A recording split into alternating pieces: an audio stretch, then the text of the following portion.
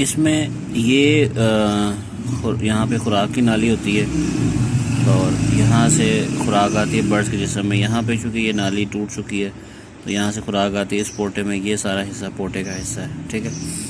और ये जो दूसरी है ये बेसिकली सांस का निज़ाम है, ठीक है। यहाँ से सांस का सिस्टम आता है, यहाँ से सांस बर्ड्स लेता है और ये यहाँ से होता ये इसके लंग्स हैं, ठीक है, लंग सिस्टम है।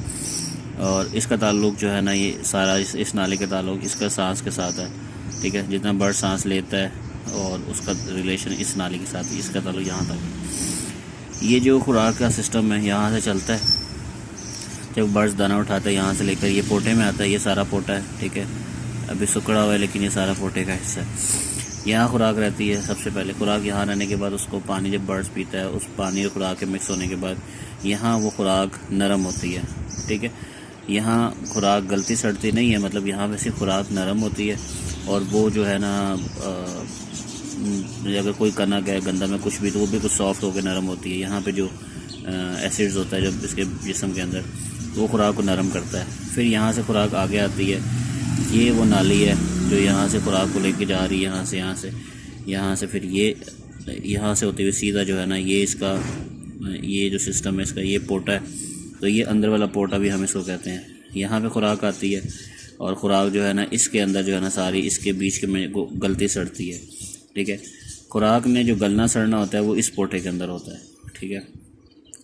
और यहाँ पे तमाम खुराक ने गलना सड़ना है। उसके बाद यहाँ पे ये इसके लीवर है, ठीक। इस यहाँ से खुराक फिर निकल के फिर ये आंतों के ज़रिए, ठीक है, ये इसके साथ जुड़ा हुआ है। ये यहाँ से होती हुई खुराक इस आंत में, बड़ी आंत में आती है, यहाँ से होती हुई ये होती इस सारे में होके यहाँ से होके फिर ये इसका ड्रॉपिंग पॉइंट यहाँ से डाइजेस्ट होती है। तो ये इसका एक कंप्लीट पिक्चर है एक बर्ड्स की।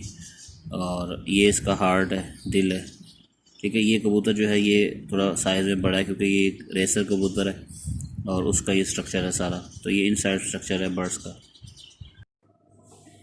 इसी स्ट्रक्चर के अंदर दो चीज़ें रहती थी। ये मेल पिजन इनसाइड है और यहाँ पे एक इसके टेस्टिस जो हैं वाइट कलर में जो हैं और साथ में जो ब्लैक कलर में नीचे ये इसकी किडनीज़ हैं। ये दो चीज़ें उसमें नहीं थी तो ये मैंने अलग इसके साथ अटैच की हैं।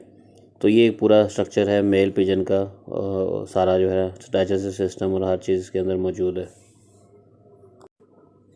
अंदर वाला जो पोटा है जिसको हम गिज़र्ट कहते हैं, इसके अंदर जो खुराक डाइजेस्ट होती है उसका तरीका मैं आपको बताता हूँ। जब खुराक यहाँ तक पहुँचती है, ठीक है, तो अभी तक डाइजेस्ट नहीं होती। यहाँ पे आने के बाद क्या होता है, इसी हर बर्ड्स के अंदर या हर जानदार के अंदर एक पित्ता होता है जिसके अंदर जहर होता है और वहाँ से एक कतरा आकर इसमें गिरता है गिज़र्ट के अंदर। तो यहाँ पे जाने के बाद क्या होता है कि खुराक जो है ना वो तेज़ी से गलना सड़ना शुरू हो जाती है और खुराक फ़ौरन गल सड़ जाती है और वो डाइजेस्ट हो जाती है उसके बाद।